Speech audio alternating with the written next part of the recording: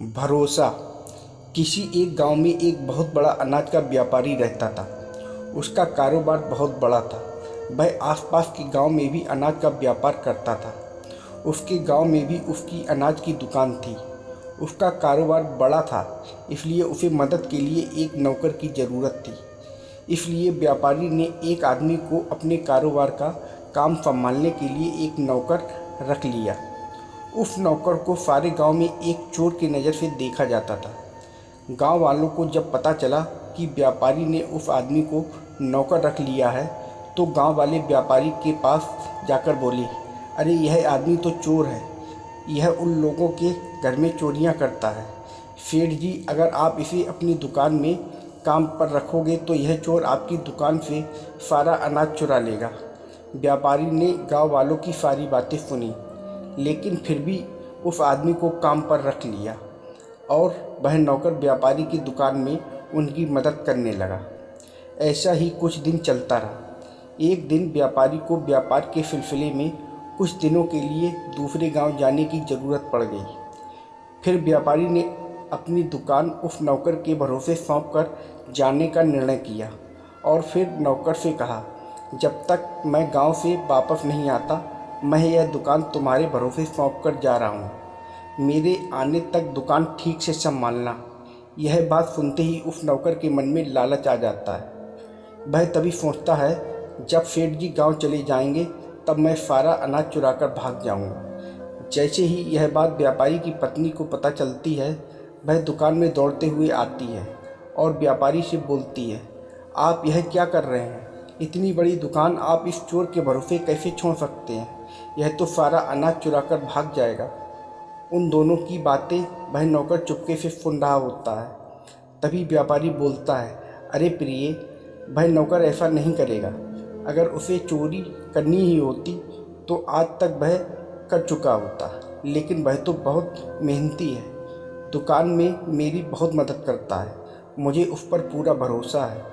हमारे आने तक वह दुकान बहुत अच्छी तरह से संभाल लेगा, देख लेना तुम। व्यापारी की बातें सुनकर उस नौकर की आंखें भर आती हैं, क्योंकि उसने आज तक खुद के बारे में इतनी अच्छी बातें नहीं सुनी थी।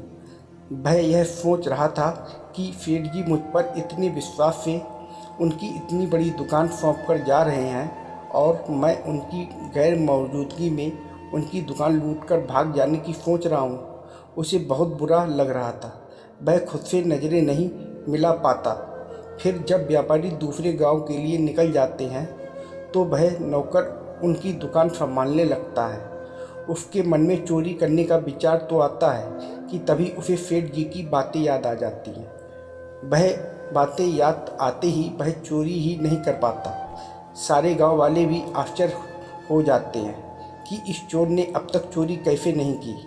फिर जब व्यापारी वापस आ जाता है तब सारे गांव वाले व्यापारी से बोलते हैं, अरे सेठ जी, आपके नौकर ने तो आपकी गैर मौजूदगी में आपकी दुकान बहुत अच्छी तरह से संभाली।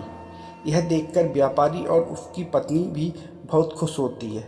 व्यापारी अपने नौकर से जाकर कहता है, अरे वाह, तुमने तो मेरी गैर मौजूदगी में बहुत अच्छी तरह से मेरी दुकान संभाली।